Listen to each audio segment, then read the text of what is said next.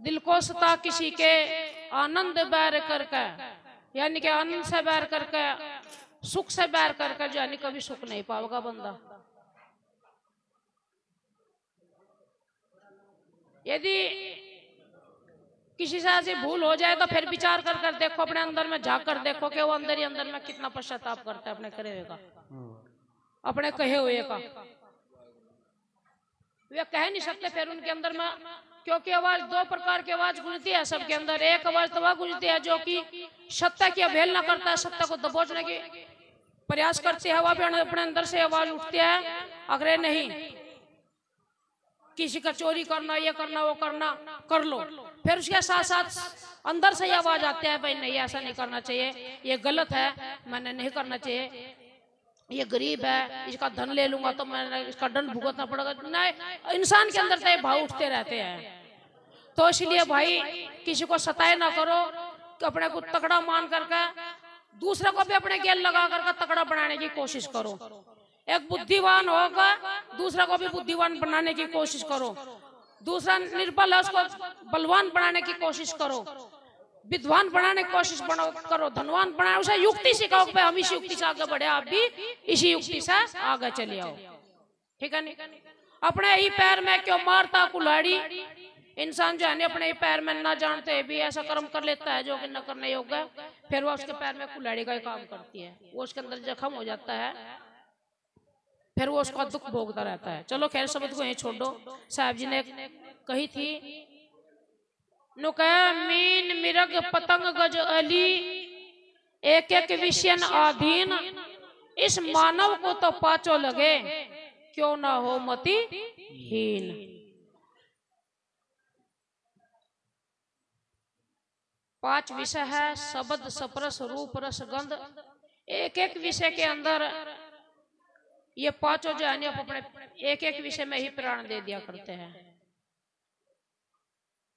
जैसे कि मीन मछली जल में रहती है, लेकिन यह मानव इतना चतुर है, उसको पकड़ने की ऐसी युक्ति निकाल लेता है, कांटा बनाता है, उसमें कुछ आटे उटे का कुछ लगा लेता, आटा उटा या कोई मांस वास का टुकड़ा लगा लिया करता है, उसे तालाब में डाल देता है, और जब मछली अपना खाना समझ करके उसको टिंगड़ती है, पकड़ती है, तो वो कांटा उसके अंदर में उतर जाता है। और मछुआरे लोग जो है मच्छी को पकड़ने वाले उसको बाहर खींच कर गिर देते हैं। कहे मैं एक रस विषय में जो है मछली अपने प्राण दे देती है। कहे मैं रस विषय में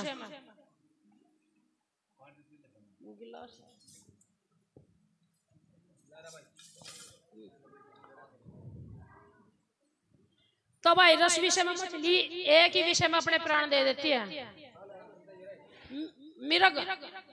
मिरग जिसको हिरण बोलते हैं, हिरण एक नाद नाम का बाजा होता है, वो उसको इतनी मिर्गा को इतनी प्रिय लगती है, वो आवाज इतनी प्रिय लगती है, जिधर से आवाज आती है तो बधिक लोग जो है या तो जाल बिछा ले, भाई सुन लो, या तो जाल बिछा लेते हैं या गोली वगैरह था उसको मार डालते हैं, यानी कि उसके प्राण ले लेते हैं। कहे मैं शब्द विषय में,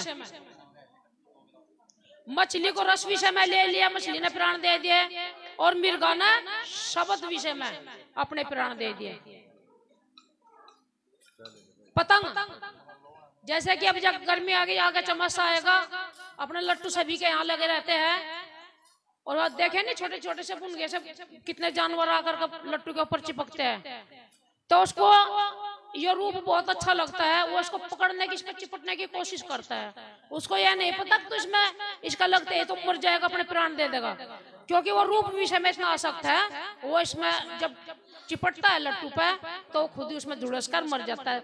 लट्टू के नीचे बहुत सारे जानवर नहीं देखे मरे हुए, कहे में मरे हुए, कहे में प्राण दिया उन्होंने रूप विषय में, एक ही विषय में, रूप विषय में।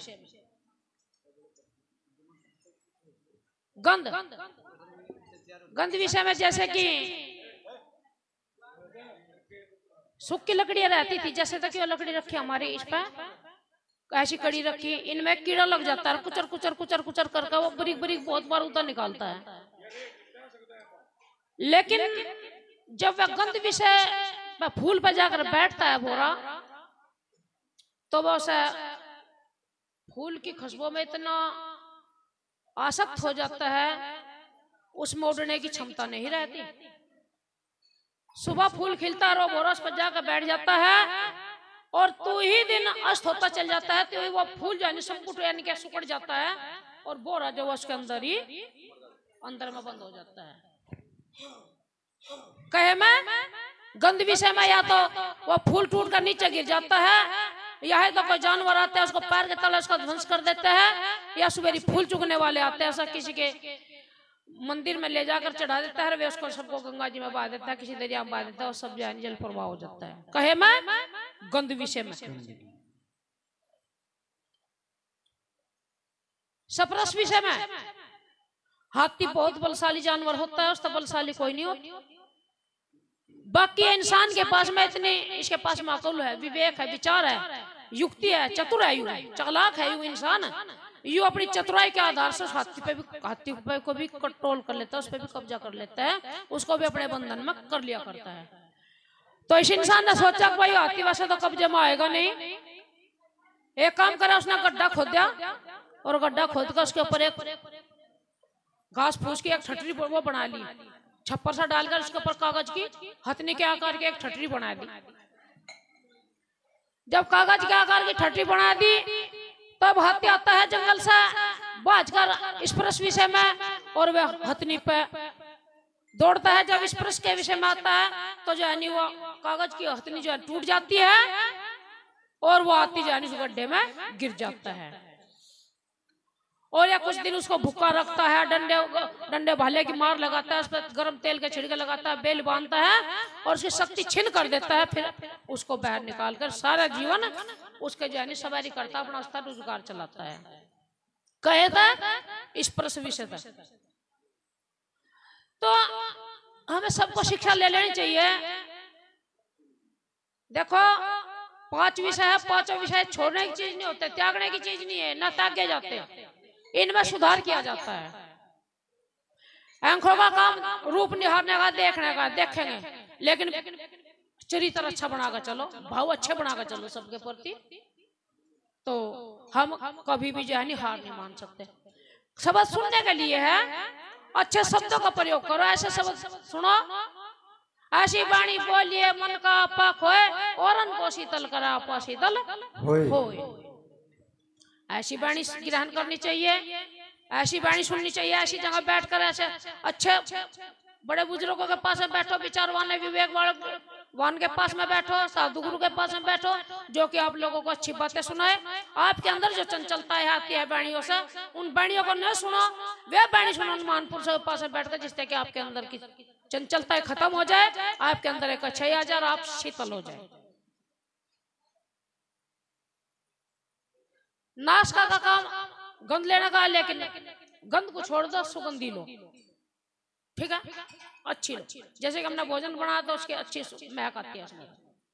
इनका यहाँ कोई पदार्थ सड़ जाए, कोई जानवर सड़ जाए, तो मतलब हम लोगों को भागना ही पड़ेगा ना, और वहीं खड़े हो जाए तो ले नहीं सकते सुगंध। तो इसलिए रस भी अच्छा लो, जितने भी है सब रसी है, लेकिन हमें इसके विचार करना पड़ेगा, समझ करनी पड़ेगी, परख करनी पड़ेगी, जब हम उसको रस ग्रहण करना चाहिए।